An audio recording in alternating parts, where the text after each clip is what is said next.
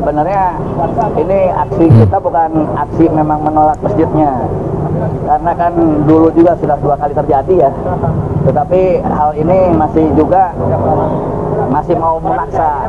Oke, dia katanya bukan menolak masjidnya, tapi ada 2 hal seperti ini sudah terjadi, katanya begitu. Apa kira-kira? Yang jelas kami sebagai organisasi paguyuban, organisasi masyarakat wilayah Kecamatan Bogor Utara yang tergabung dari 17 organisasi masyarakat dan LSM juga sebenarnya keberatan, karena kenapa? Di sini kita tidak mau di wilayah Bogor Utara ini terjadi konflik antara masyarakat. Konflik antara masyarakat. Sebenarnya tidak ada konflik, yang ada apa? Hanya pemaparan dan ajakan saja. Sama halnya seperti Kristen, teman-teman. Seperti Kristen, seperti Hindu, seperti Buddha. Mereka juga ingin menjadi agama yang paling banyak pengikutnya. Tetapi orang akan berpikir mana nih agama yang paling masuk akal, mana agama yang paling benar dalam pemikiran mereka. Sama halnya dengan berbagai macam aliran di Indonesia, aliran Islam terkhusus, yang dimana mereka ini memiliki aliran-aliran yang tidak sama, nggak sama teman-teman. Tetapi apa? Kalau beralasan perbedaan pemahaman, lalu menjadi alasan pencekalan pembangunan masjid, maka ini memperjelas lagi bahwa yang sebenarnya intoleran adalah mereka yang menolak pembangunan Masjid Miyah. Perhatikan di Arab Saudi, teman-teman. Yang mayoritas di sana adalah Wahabi. Ulama-ulama yang ada di Indonesia yang dituduh Wahabi-Wahabi semua mengambil ilmu dari Mekah Madinah. Tetapi apakah ada peraturan dari Mekah Madinah untuk melarang semua aliran Islam masuk ke sana karena berbeda pemahaman? Tidak ada, teman-teman. Tidak ada. Semua aliran Islam ketika mereka mengatakan Islam di KTP-nya, boleh mereka untuk melakukan ibadah, haji, umroh, dan lain sebagainya. Tetapi di Indonesia, ketika dilabeli Wahabi, maka jangankan pembangunan masjidnya, masjid yang sudah berdiri dibakar oleh orang-orang yang mengaku aswaja, tradisional ini. Sehingga dinyatakan oleh Ketua Muhammadiyah bahwa mereka ini adalah golongan orang yang belum akil balih dalam beragama. Begitu, teman-teman. Ini kenapa ini pemuda Pancasila jadi perwakilan bicara ini. Lanjut dulu. Sudah jelas ini potensi konfliknya akhirnya akan menjadi meluas. Tuh, konfliknya meluas katanya. Lucu sekali mereka ini. Secara umat, harusnya lebih ditanggapi lagi oleh pemerintah dan jajaran, yang mana keputusan itu harus bijak. Jangan sampai mengorbankan yang namanya ketika ada miss di masyarakat gitu. Kami hanya menjaga itu sebagai organisasi, menjaga keamanan dan ketenangan wilayah Bogor Utara ini. Ketenangan. Sebenarnya orang-orang Salafi itu tenang dalam beribadah. Meskipun jemaahnya ramai, jemaahnya membludak di mana-mana. Orang-orang Salafi tidak pernah bikin keributan, teman-teman. Kajian mereka tidak pernah membuat keributan-keributan yang sedemikian rupa. Apa yang mereka ajak? Untuk meninggalkan takhayul, untuk meninggalkan bid'ah, untuk menghindari khurafat dan berbagai macam kesyirikan. Nanti kita akan baca beberapa alasan yang dimana membuat beberapa alasan yang secara spesifik membuat penolakan pembangunan Masjid Miyah itu terjadi. Coba kita selesaikan dulu orang pemuda Pancasila ini bicara. Makanya kami sebagai social control pun juga sebenarnya menolak lah. Karena secara ini berlawan akidah. Berlawan akidah katanya. Anda kalau pergi ke Mekah Madinah, tidak ada Anda itu ditolak datang ke sana. Meskipun berbeda akidah seperti yang Anda sebutkan. Ya. Mau teriak intoleran, siapa di sini yang intoleran sebenarnya? Orang-orang Salafi yang dituduh-tuduh intoleran. Kemarin fakta yang sangat menarik. Bukan cuma kemarin sebenarnya. Sudah tahunan, bertahun-tahun orang-orang Salafi ketika mereka mengadakan kajian, yang datang kepada kajian orang-orang Salafi itu kadang kebanyakan juga dari NU. Orang-orang NU awam yang ingin mencari kebenaran dan akhirnya menemukan kebenaran. Kemarin ketika kajiannya Ustadz Firanda di Blok M terkhusus, dihadiri ribuan jemaah, puluhan ribu yang datang, sampai gak muat itu masjid atau mall itu. Itu kenapa? Karena semakin banyak orang yang mau berpikir cerdas, teman-teman. Akhirnya apa? Di bagian ini orang-orang sudah mulai banyak yang berpikir. Ketika orang-orang banyak yang berpikir, mereka mulai mencari kebenaran. Apa yang disebut kebenaran adalah apa yang mereka pertentangkan. Perbedaan akidah, suka membid'ahkan, suka mensyirikkan, suka mensesatkan. Karena apa? Keempat poin ini menjadi pokok utama yang dimana mereka ini mempermasalahkan keberadaan Salafi di Indonesia. Dan ini harus kita luruskan teman-teman. Adanya media sosial sekarang yaitu untuk meluruskan tuduhan-tuduhan keji sedemikian ini, bahwa suka membid'ah-bid'ahkan, suka mensyirik-syirikan, mengkafir-kafirkan. Kalau membid'ah-bid'ahkan, ketika Nabi Muhammad SAW mengatakan kullu bid'atin dolalah wa kullu dolalatin finnar, kita hanya meneruskan ajaran ini dan meneliti ajaran-ajaran yang lahir di Indonesia, apakah ini termasuk bid'ah atau tidak. Ketika diteliti, tidak ada dalil untuk menjalankan ritual-ritual ibadah sedemikian rupa, sehingga apa? Dikeluarkanlah fatwa bahwa itu bid'ah. Dan mereka juga mengaku itu bid'ah, tetapi dibungkus dengan bid'ah hasanah. Apa landasannya? Yang penting niatnya baik. Sehingga apa? Lahirlah ketika mereka bersolawat kepada Nabi, ada yang jejogetan,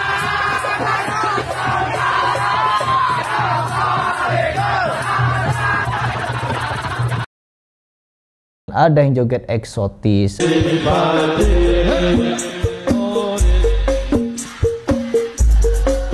ada yang pacaran, ada yang begini, ada yang begitu. Jadi agama sudah bukan menjadi landasan mereka menjadi lebih baik, makin amburadul. Untuk sana sini meliput acara, tapi sayangnya yang disorting cuma jendela. Ya Rabbi salli ala Muhammad, ya Rabbi salli alaihi wasallam. Ketika ini diedukasi, mereka teriak, "Oh, saling bid'ah Wahabi, Wahabi." Oh, nggak ngaji ini, celeng berarti Wahabi mereka. Konyol. Konyolan semata ini. Alasan menolaknya apa? Karena emang pembangunannya disalahgunakan? Tidak. Kalau pembangunan secara pemerintah dia benar, tapi secara perjalanan Al-Qur'annya tidak dibenarkan. Waduh, kalau masalah pembangunan masjid benar, tapi dari segi perjalanan Al-Qur'annya tidak benar. Ini pemuda Pancasila, ya Allah. Ini pemuda Pancasila ini ya, bicara Al-Qur'an. Apakah dia paham apa yang dia bicarakan? Kira-kira apakah dia bisa menjelaskan bagian tidak benarnya di mana? Coba. Kami juga dari elemen masyarakat ini, organisasi ini kami aswaja, Pak. Aswaja. Ahli sunnah wal jamaah. Ini bertolak belakang. Ketika memang kami manusia, ketika sholat di sana kan pasti mereka dibersihkan. Dibersihkan? Kami manusia, ketika sholat di sana kan pasti mereka dibersihkan. Ya enggak. LDII itu salah tuju Anda. Orang-orang Salafi tidak sedemikian rupa. Ini termasuk fitnahan. Ternyata dia ini isinya fitnah, teman-teman. Ketika mereka sholat di Masjid Miyah katanya, setelah itu dibersihkan. Gak ada, teman-teman. Orang-orang Salafi tidak pernah berakidah seperti orang-orang LDII. Yang dimana LDII dianggap oleh kalian sebagai saudara. LDII koloni NU, LDII koloni NU.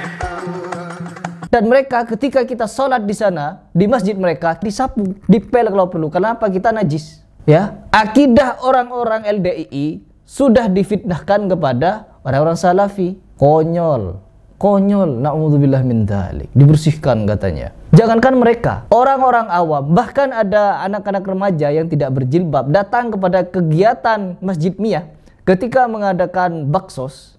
Tidak dibersihkan, tidak dipel ketika mereka duduk. Lalu tempat duduknya dipel. Karena apa? Najis. Gak ada, teman-teman. Ngeri ya, teman-teman. Ternyata fitnahan konyol seperti ini rusak. Itu kita tidak dimanusiakan. Itu yang menjadi tolak ukur kami sebagai fitnah. Bapak, Anda itu fitnah. Organisasi dan banyak gejala di wilayah Bogor Utara ini. Akhirnya mau tidak mau kami pun ikut turun sebagai stakeholder masyarakat yang ada di. Oke, sekarang ada satu website yang ingin saya bacakan kepada kalian semua, yaitu Masjid dalam Jeratan Ideologi, Mengapa Warga Bogor Menolak Masjid Miyah. Ini demo terbaru ya teman-teman, sekitar 1 tahun yang lalu. Sekarang kita baca alasannya apa kenapa masjid ini ditolak. Masjid Miyah pertama kali berdiri pada tahun 2001 dengan dasar IMB nomor 606 dengan dasar IMB nomor 654.8 atau SK 151 Diskrim 2021. Lokasi hanya sekitar 70 meter dari masjid warga yang sudah lama menjadi pusat ibadah, silaturahmi dan kegiatan sosial masyarakat setempat. Masalah mencuat ketika pihak pengelola membongkar bangunan lama dan mengajukan bangunan baru yang lebih besar. Proses perizinannya pun disorot publik karena diduga cacat prosedur. Dari 7 RT di sekitar lokasi, hanya sebagian kecil yang menandatangani persetujuan itu. Itu pun mayoritas bukan warga asli, melainkan pendatang. Sementara warga lokal secara luas menyatakan penolakan keras. Penolakan keras ya. khawatir terbesar adalah ajaran Wahabi dan takfiri. Penolakan warga bukanlah tanpa dasar. Masyarakat khawatir bahwa Miyah bukan sekedar masjid, melainkan pusat penyebaran ajaran Wahabi, suatu paham keislaman yang dianggap kaku, rigid, dan ekstrim. Ekstrim katanya teman-teman. Se-ekstrim apa ajaran orang-orang yang belajar ilmu agama di Mekah Madinah? Meratakan kuburan, yang kalian fitnah sebagai membongkar kuburan. Nabi Muhammad SAW pernah memerintahkan Ali bin Abi Thalib untuk meratakan kuburan. Apa yang dilakukan Ali? Berangkat, sami'na wa ata'na, diratakan kuburan. Terus yang kedua, dianggap kaku, rigid, dan ekstrim. Tidak ada ekstrim-ekstrimnya. Setelah saya mengikuti kajian-kajian orang-orang salafi, gak ada ekstrim-ekstrimnya. Mereka hanya warok. Ini yang disebut warok, hati-hati, bukan ekstrim. Apa yang disebut warok? Hati-hati. Ketika ada peringatan tentang isbal, maka orang-orang salafi memilih untuk hati-hati agar celananya tidak di bawah mata kaki. Tujuannya apa? Ya hati-hati tadi, bukan ekstrim. Ketika ada dalil perintah dari Nabi Muhammad SAW, rapatkan dan luruskan saf. Orang-orang salafi, sami'na wa ta'na, salat rapat dan lurus, tidak renggang-renggang seperti orang-orang yang menolak salafi. Ya, kita tayangkan video-video di mana orang-orang yang menolak salafi, sholat berjemaahnya amburadul teman-teman. Kebanyakan oknum-oknumnya, oknum-oknum apa? Ketika sholat tarawih kebut-kebutan, nggak ada di antara orang salafi yang sholat tarawih kebut-kebutan seperti ini. Allahu Akbar, Allahu Akbar. Allahu Akbar. Oh, nggak ngaji ini, celeng, berarti Wahabi mereka. Terus yang ketiga, dianggap rigid atau kaku juga.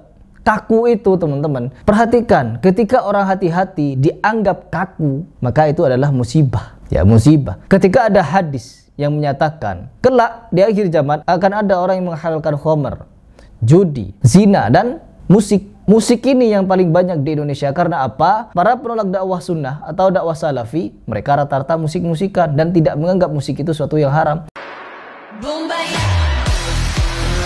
Padahal sudah dilarang oleh Nabi Muhammad SAW beserta keempat imam mazhab mengiyakan hal itu haram. Tapi apa? Setelah sampai pada zaman sekarang dicari-cari bahwa musik itu tidak haram. Akhirnya muncul asyu'ara, surah pemusik. Makin bangga mereka dengan musik-musiknya. Akhirnya apa? Joget eksotis teman-teman.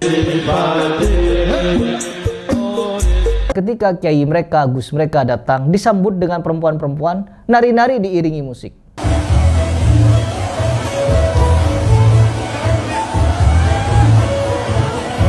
Jadi mereka tidak ingin, apalagi pemuda Pancasila ini. Kita lihat mereka jogetan dengan biduan, nyawer-nyawer, sama dengan banser. Oknum-oknum banser banyak yang jogetan dengan perempuan-perempuan nyawer-nyawer. Bikin mereka acara konser dangdut begitu, perempuan joget-joget, nyanyi-nyanyi.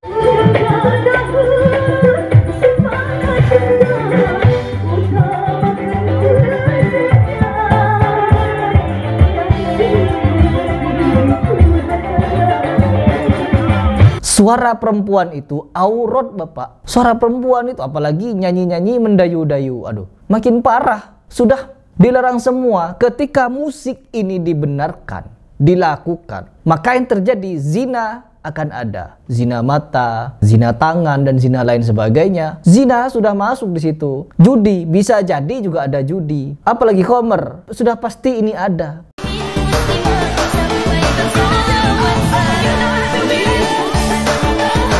Ketika musik dihalalkan, maka yang ketiga sebelumnya akan ikut halal. Ketika didakwakan oleh orang salafi, menganggap kaku. Sebenarnya alasan-alasan kalian itu adalah alasan konyol. Takut kehilangan jemaah, takut orang pada mikir, takut orang beribadah sesuai ajaran Quran dan Sunnah. Yaitu apa? Mengikuti apa yang diajarkan oleh Al-Quran dan Al-Hadis. Melalui pemahaman siapa? Yaitu pemahaman para sahabat sampai kepada 4 imam mazhab. Mengaku pengikut Imam Syafi'i. Kapan Imam Syafi'i pernah pergi ke kuburan lalu menghabiskan waktu di situ membaca Al-Quran? Ya pasti kalau mau mencari-cari pembenaran-pembenaran mereka akan berusaha keras teman-teman. Karena apa? Sudah jadi tradisi. Baca lagi ini. Ceramah yang memecah umat. Ceramah memecah umat. Rekaman ceramah dari Imam Besar Miyah pun tersebar luas. Dalam banyak pernyataannya, sang imam secara terbuka menyebut tahlilan, haul hingga ziarah kubur sebagai praktek bid'ah dan kesesatan. Narasi-narasi seperti ini dinilai tidak membangun, bahkan sangat mungkin menjadi pemicu perpecahan umat. Kita simak satu persatu. Tahlilan ini kalau memang berasal dari ajaran Nabi Muhammad SAW, pasti Nabi Muhammad SAW akan melakukan itu dan mengajarkan kepada para sahabat. Berapa banyak, berapa ribu sahabat syahid di hadapan Nabi Muhammad SAW. Beberapa anak Nabi Muhammad SAW wafat di hadapan Nabi Muhammad SAW. Bahkan Khadijah, istri Nabi Muhammad SAW, wafat di depannya. Abu Thalib dan beberapa sahabat lainnya wafat depan Nabi Muhammad SAW. Tidak ada satupun yang setelah para sahabat Nabi meninggal di hadapan Nabi, lalu dilakukan ritual 7 harian, 40, 100, 1000, tahunan.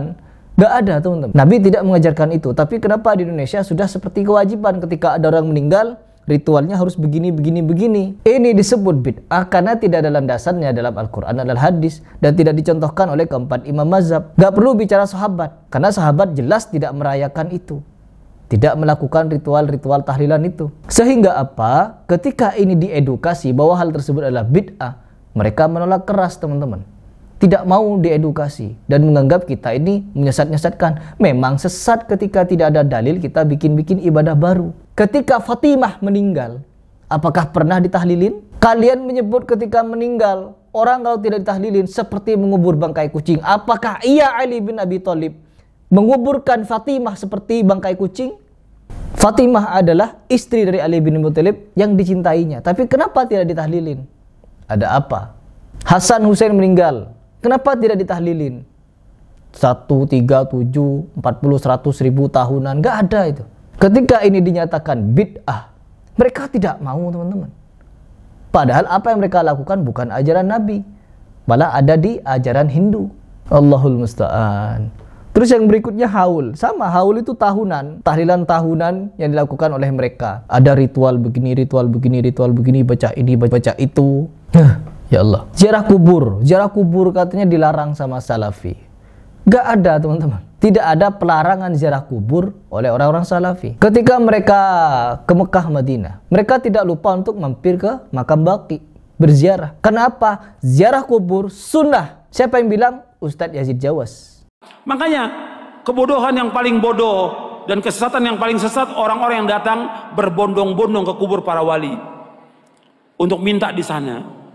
Kalau ziarah kubur boleh. Perhatikan ini, jangan salah paham. Tolong perhatikan, dengarkan baik-baik. Jangan salah paham. Kalau ziarah kubur ke kuburan kaum muslimin boleh. Dianjurkan oleh Nabi Muhammad SAW. Ziarah kubur ke kuburannya pemakaman kaum muslimin boleh. Sunnah dianjurkan oleh Rasulullah SAW. Kata Nabi, kuntu nahaitukum an ziyaratul kubur fazuruha fa inna tudzakirukumul akhirah. Kata Nabi, aku pernah melarang kalian untuk ziarah kubur. Sekarang boleh kamu ziarah kubur, karena ziarah kubur mengingatkan kalian kepada akhirat. Dalam riwayat yang lain disebutkan bahwa ziarah kubur mengingatkan kalian kepada kematian. Ziarah kubur kaum muslimin boleh. Tidak ada yang katanya ziarah kubur dilarang-larang. Itu hanya narasi kosong kalian. Ketika kita melarang, orang-orang Salafi melarang, orang-orang ziarah kubur sekarang bukan ziarah mereka, tapi minta-minta di kuburan. Itu yang dilarang. Jemaah Habib ke kuburan ngapain? Igdi-igdi hajatina kepada Habib Muhsin yang sudah mati. Ya bin Muhsin, igdi hajatina. Bahkan yang lebih parah, minta fulus merah-merah yang halus-halus. Bil fulus kertas merah yang halus-halus. Konyol. Ajaran-ajaran seperti ini yang dikritisi oleh orang-orang Salafi agar kita menjadi umat Islam yang cerdas. Beribadah bukan di kuburan, tapi di masjid. Enggak, kalau sekarang kuburan jadi pusat agama.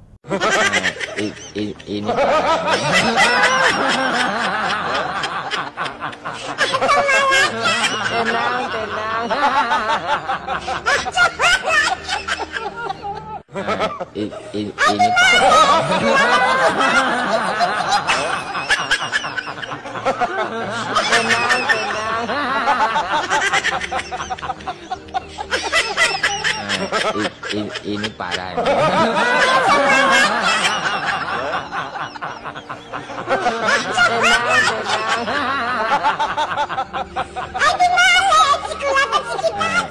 Ini parah. Kuburan Habib Fulan dijadikan tempat berkeramat. Sampai dibangun teman-teman, ada AC-nya. Karena apa? Membludak warga ke sana. Ya Allah, ya Allah. Kata Ustadz Abdul Somad, kenapa banyak sekali makam-makam keramat palsu? Karena makam-makam yang dikeramatkan, yang asli pun bisa mendatangkan uang. Kenapa bisa muncul makam palsu? Karena ada pemalsunya. Apa motivasi palsu? UUD, ujung-ujungnya duit. Karena banyaknya orang berziarah, ada kotak masuk duit. Bisnis kuburan jatuhnya. Diedukasi umat agar cerdas, tidak mau teman-teman. Difitnah dengan berbagai macam fitnahan seperti ini. Ya Allah. Dan di sini website ini memberikan penjelasan dari buku Mulia dengan Manhaj Salaf, sumber ideologi takfiri katanya. Ya, di sini dijelaskan beberapa aliran sesat, yaitu 1 Asy'ariyah, Maturidiyah, tasawuf. Tasawuf jangankan Ustadz Yazid Jawas, Buya Yahya pun mengakui kalau di tasawuf itu banyak orang yang aneh nyeleneh, sesat menyesatkan. Banyak. Buya Yahya mengakui. Asy'ariyah, banyak juga orang-orang sesat yang berakidah Asy'ariyah. Mau bukti? Mama Gufron. Mau bukti lagi? Panji Gumilang. Mau bukti lagi? Samsudin. Mau bukti lagi? Apa? Para habaib. Oknum-oknum habaib yang doyan bercerita takhayul dan khurafat. Banyak juga gus-gusan kiai-kiaian. Mereka ini akidahnya Asy'ariyah. Apa yang terjadi kepada mereka?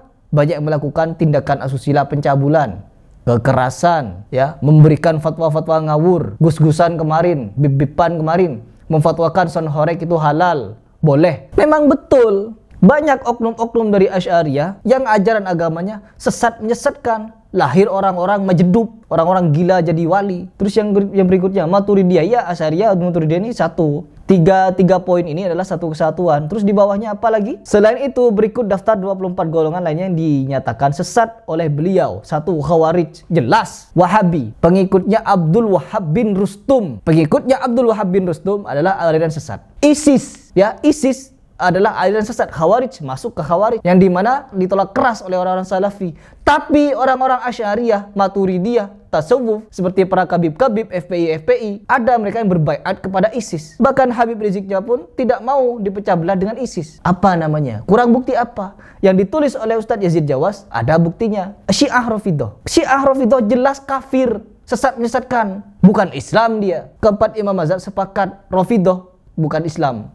Bahkan kata Imam Syafi'i yang kalian akui itu sebagai center kalian berfikih, menyatakan barang siapa sholat di belakang Rafidhah maka sholatnya tidak sah, sholat lagi. Imam Syafi'i. Berikutnya Qadariyah, Jahmiyah, Jabariyah, Murji'ah. Ini memang kebanyakan aliran-aliran yang kurang benar teman-teman. Ya, Hizbut Tahrir, NII, ya jelas NII ini banyak sekali. Ahmadiyah, na'udzubillah min dzalik. Buku Mulia dengan Manhaj Salaf adalah buku yang dimana mengajarkan kita untuk mengetahui mana-mana aliran yang banyak kesesatan di dalamnya, agar kalian tahu. Jadi tuduhan-tuduhan yang selama ini ibarat kalian itu meniup debu sebenarnya. Ketika kalian menuduh begini, begitu, begini, begitu, kalian tuh ibarat meniup debu. Ketika ditiup, fitnahan itu, debu itu akan mencederai mata kalian, akan mengotori paru-paru kalian. Na'udzubillah min dzalik. Jadi mari, saya ingin mengajak kalian berpikir, dan saya di sini juga ingin mengajak kalian untuk menaikkan satu petisi agar MIAH kembali dibangun sesuai perizinannya